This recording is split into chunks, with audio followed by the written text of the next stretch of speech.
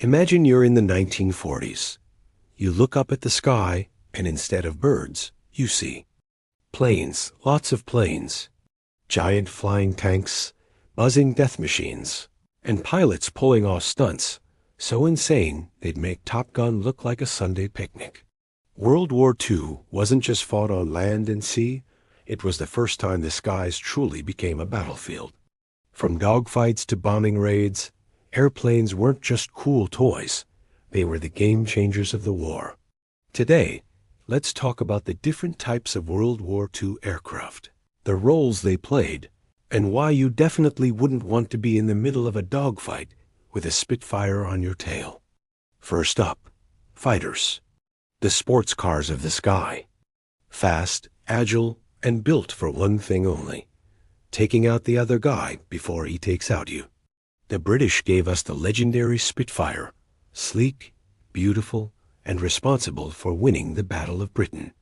On the German side, there was the Messerschmitt Bf 109, fast, deadly, and very hard to pronounce. Next up, America. They brought the P-51 Mustang, an absolute powerhouse that could escort bombers deep into enemy territory and still have enough fuel left to head home for tea. Dogfights between these aircraft were like the Formula One of the skies, except the loser didn't just go home. They went down in flames. Now let's move on to the bombers, the heavy lifters. These weren't about speed. They were about dropping more explosives than you thought humanly possible. The Americans had the B-17 Flying Fortress, which was basically a flying tank with wings, bristling with machine guns. It could take so much damage, you could practically cut it in half, and it would still limp home. The British fielded the Avro Lancaster, famous for the daring Dambusters raid, where they bounced bombs across water like deadly skipping stones to blow up German dams. Meanwhile, the Germans had the Henkel He 111, sleek but vulnerable. And the Japanese introduced the Mitsubishi G4M, which Allied pilots nicknamed the Flying Lighter because it went up in flames so easily. Not a nickname you want. Next, we have the dive bombers planes that screamed out of the sky like banshees. The German Junkers Ru 87 Stuka was terrifying, not just because of its bombs, but because of the siren they strapped to it. That scream wasn't an accident, it was psychological warfare, designed to scare the living daylights out of anyone below. Mission accomplished. The Allies had attack planes too, like the American Douglas SBD Dauntless, which helped sink 4 Japanese carriers at the Battle of Midway. Proof that sometimes slow and steady dive bombers win the war. It wasn't all about fighting. Some planes did the unglamorous but vital job of hauling stuff. The Douglas C-47 Skytrain dropped paratroopers on D-Day, carried supplies, and basically acted as the Uber of World War II.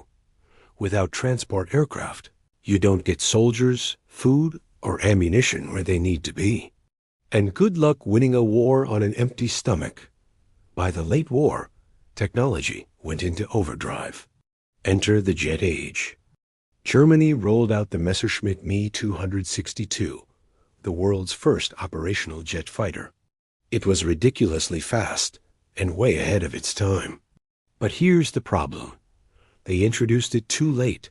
Fuel was scarce and pilots were undertrained. So while it was revolutionary, it wasn't enough to save the Luftwaffe. Meanwhile, radar, better engines, and new tactics all pushed aviation into the future. World War II was basically the launchpad for modern air power. So, what do we learn from all this? World War II in the skies wasn't just about machines. It was about speed, innovation, and sometimes pure guts. Fighters danced in deadly duels, bombers rained destruction, and transport planes kept armies alive.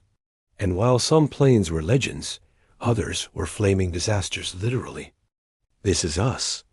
Back in that day, where history isn't boring, it's bold. Funny, fascinating, and a little outrageous, we bring the past crashing into the present. World War II may have ended 80 years ago, but historic airplanes still inspire awe, fear, and maybe just a little respect every time we look up.